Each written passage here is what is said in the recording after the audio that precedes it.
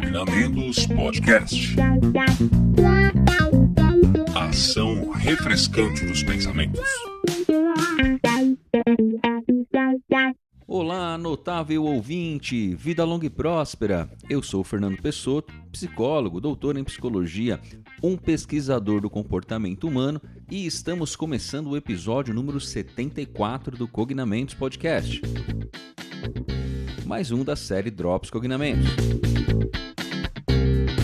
Esta série tem como proposta episódios mais curtos abordando um tema sobre saúde mental e bem-estar, sempre tendo como base estudos científicos. A ideia aqui não é entregar respostas rápidas nem fórmulas prontas. É oferecer boas perguntas, boas explicações e, principalmente, menos culpa e mais compreensão sobre como as coisas realmente acontecem.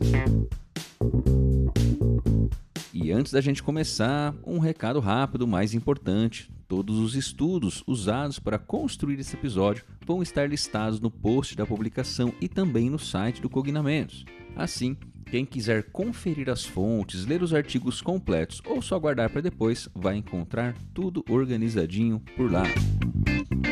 Então, se arruma aí no sofá, no carro, na academia, no busão, lavando aquela louça em qualquer lugar que esteja ouvindo e sinta-se em casa. E aproveite que você está nos ouvindo na sua plataforma preferida para dar aquela força nas redes sociais. O nosso perfil é o @cognamentos. Segue a gente por lá. E como você já sabe, todos os episódios são gratuitos, mas claro que temos custos como hospedagem, edição, divulgação. Então, se você está achando esse conteúdo relevante, eu só peço essa ajuda nas redes. Pois cada vez mais que as pessoas curtem, avaliam, encaminham os episódios, os algoritmos entendem a relevância do conteúdo, sugerindo para outras pessoas. E claro que depois que você ouvir esse episódio, encaminhe para aquela pessoa que você sabe que vai gostar. Nos ajude a compartilhar informações importantes sobre saúde mental e bem-estar entre a sua rede.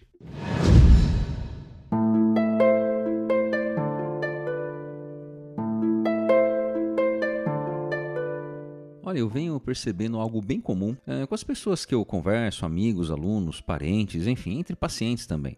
Às vezes, a pessoa está conseguindo crescer, melhorando de um problema, conquistando algo, e aí vem uma queda, pequena, média ou grande, e parece que todo aquele crescimento é esquecido. E pode ser que isso já tenha acontecido com você também, notável ouvinte. E vindo aquele pensamento, nossa, eu estava melhorando, então por que estou me sentindo mal de novo? Ou numa versão um pouco mais dramática, nossa, será que eu vou ter estaca zero? Inclusive, eu roteirizei esse episódio e entre roteirizar e gravar, eu tive uma dessas notícias também na minha vida.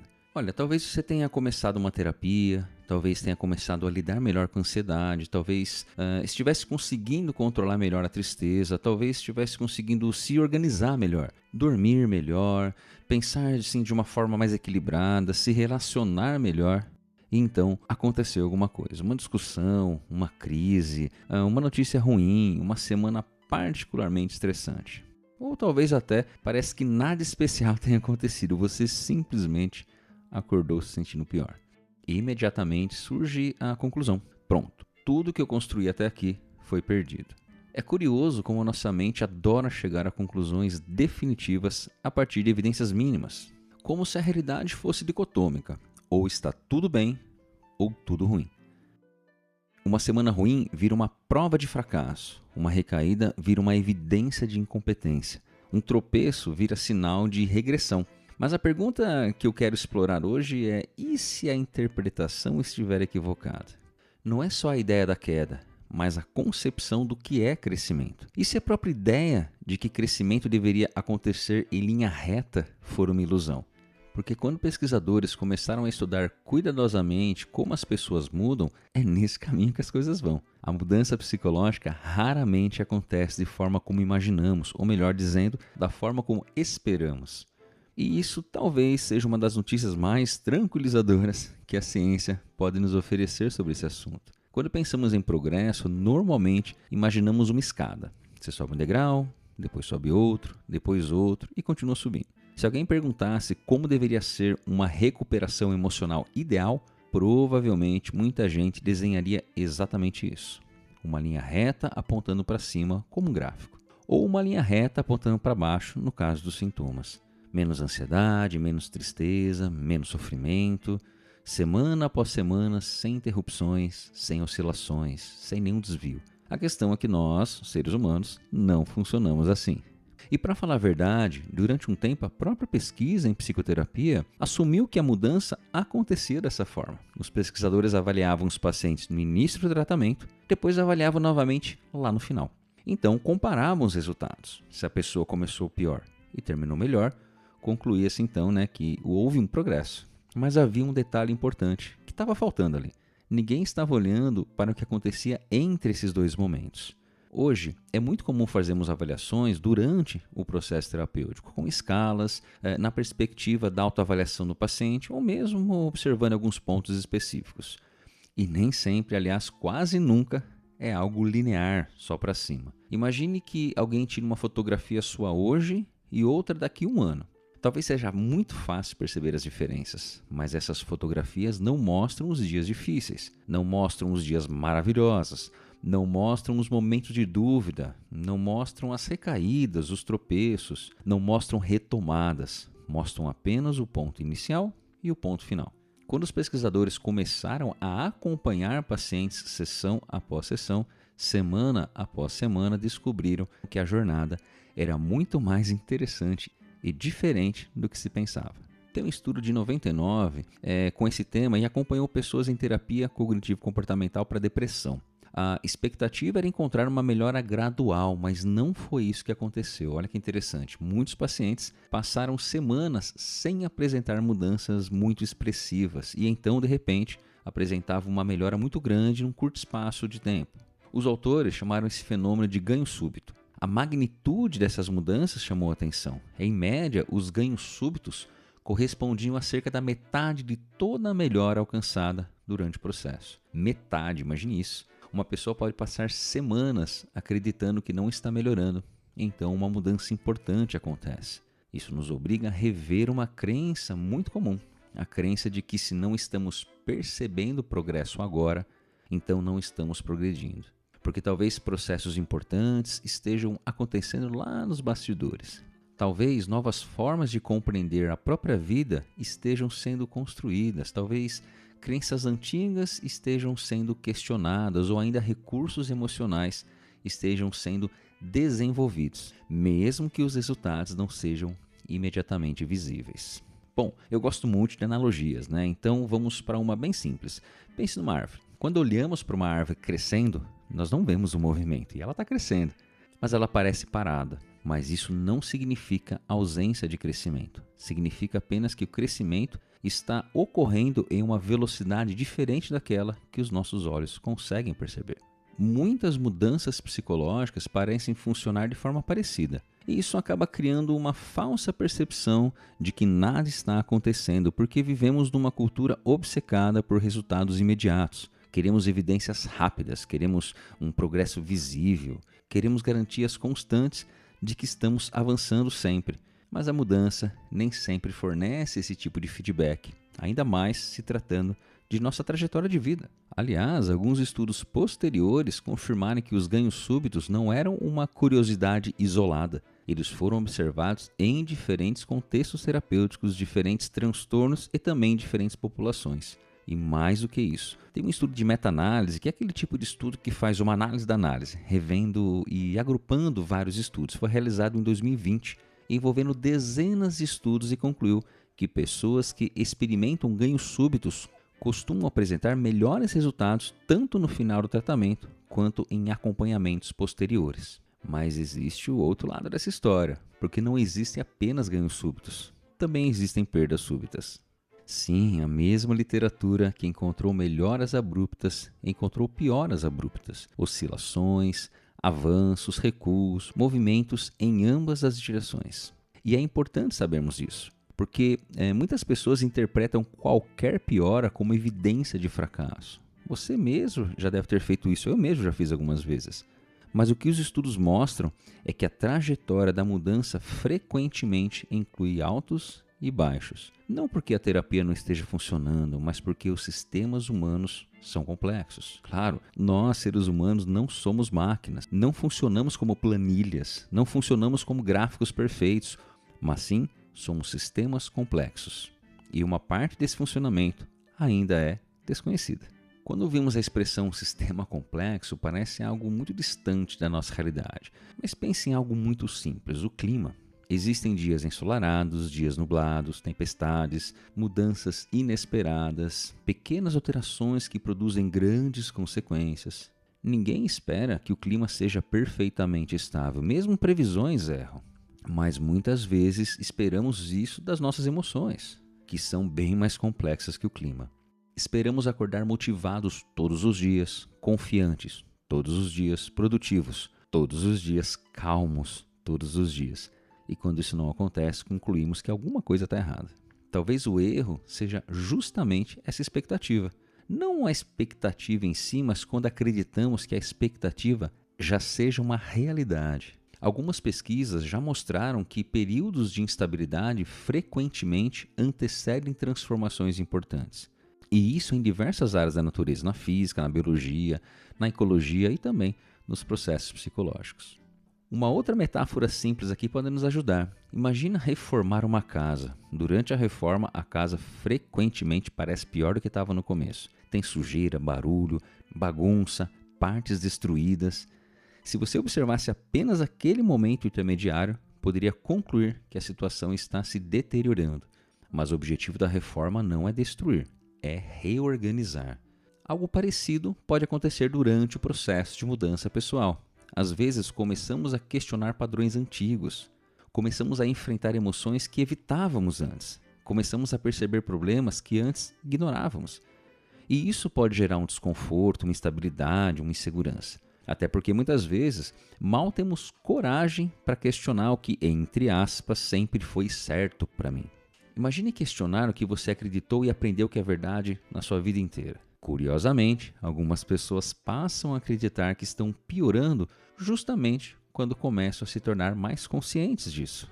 Imagine alguém que nunca prestou atenção aos próprios pensamentos automáticos. Aqueles pensamentos que acontecem o tempo todo na nossa cabeça, como se fossem uma voz da nossa mente. Depois de aprender a observá-los, passa a notar dezenas de autocríticas por dia. A conclusão imediata poderia ser: nossa, eu estou ficando pior. Nossa, eu estou pensando muito pior. Mas talvez não esteja. Talvez esteja apenas percebendo algo que já acontecia, agora com mais clareza. O mesmo ocorre com as emoções. Muitas vezes os pacientes relatam: nossa, antes da terapia eu não ficava pensando tanto nisso. Frequentemente a resposta é: talvez você não estivesse pensando, mas isso não significa que não estivesse sentindo isso. E pensar sobre vai te ajudar a colocar as coisas no lugar. Tomar consciência costuma ser desconfortável. Mas consciência e sofrimento não são a mesma coisa. Às vezes, o sofrimento aumenta temporariamente porque estamos olhando para algo que passou anos escondido. Outra descoberta importante veio de pesquisas que analisaram trajetórias individuais. Em vez de calcular apenas médias, os pesquisadores passaram a observar cada pessoa separadamente e perceberam que existem diferentes caminhos para a melhora. Algumas pessoas apresentam melhora rápida, outras apresentam melhora gradual. Algumas demoram mais para responder, outras melhoram logo no início. Algumas permanecem estáveis durante um tempo antes de avançar, outras oscilam bastante, ou seja, não existe um padrão. Em um estudo com mais de 16 mil pacientes realizado em 2022 em terapia para ansiedade e depressão, foram identificadas diferentes trajetórias de evolução dos sintomas. Algumas pessoas apresentavam melhora muito rápido, outras uma melhora bem gradual. O ponto central é simples: não existe uma única forma correta ou esperada de melhorar. Isso até parece óbvio, mas não é assim que nos comportamos, porque constantemente comparamos a nossa trajetória com a trajetória dos outros, ainda mais com as redes sociais. Alguém publica uma conquista, compartilha uma transformação, alguém mostra uma vitória e imediatamente pensamos: nossa, por que eu ainda não cheguei lá? Mas claro que essa comparação das redes sociais não é saudável, a gente já sabe disso, porque estamos comparando os nossos bastidores com o palco dos outros. Estamos comparando os nossos dias ruins com os melhores momentos da outra pessoa. E isso cria uma percepção profundamente distorcida da realidade.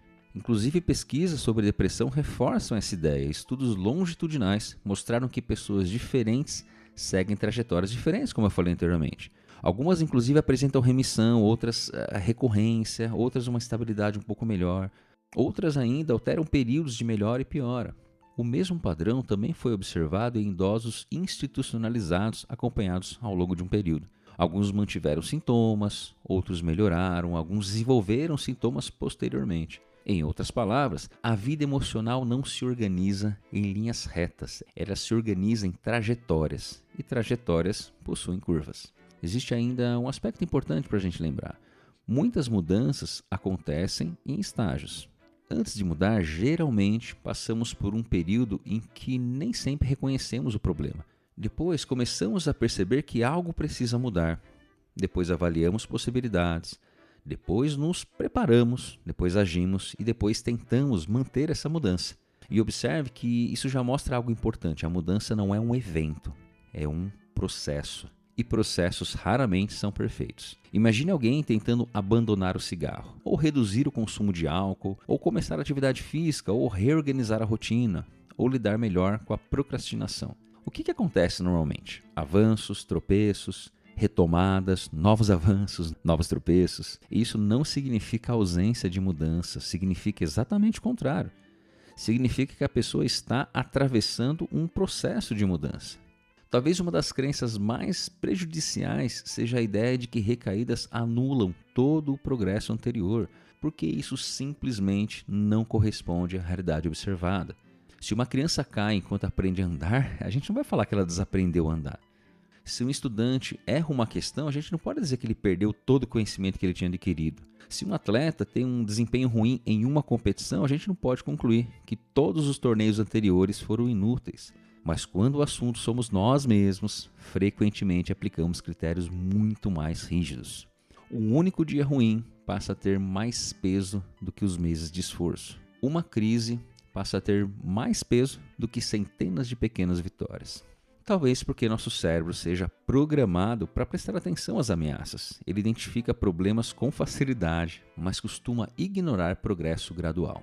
Por isso é tão comum alguém dizer, não melhorei nada, mesmo quando familiares, amigos e terapeutas observam mudanças evidentes. Às vezes estamos tão próximos da nossa própria trajetória que perdemos a capacidade de enxergá-la. Por isso gosto de fazer uma pergunta simples para os pacientes. Quando surge uma sensação de regressão, eu sempre pergunto, você está comparando quem você é hoje com quem você gostaria de ser ou com quem você era alguns meses atrás? Porque essas comparações produzem percepção e respostas bem diferentes.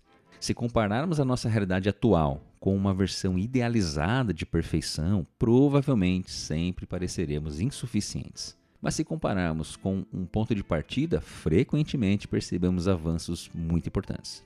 Talvez você ainda tenha ansiedade, mas reage de forma diferente. Talvez ainda fique triste, mas se recupera mais rápido. Talvez ainda tenha inseguranças, mas não deixa mais que elas controlem completamente as suas decisões.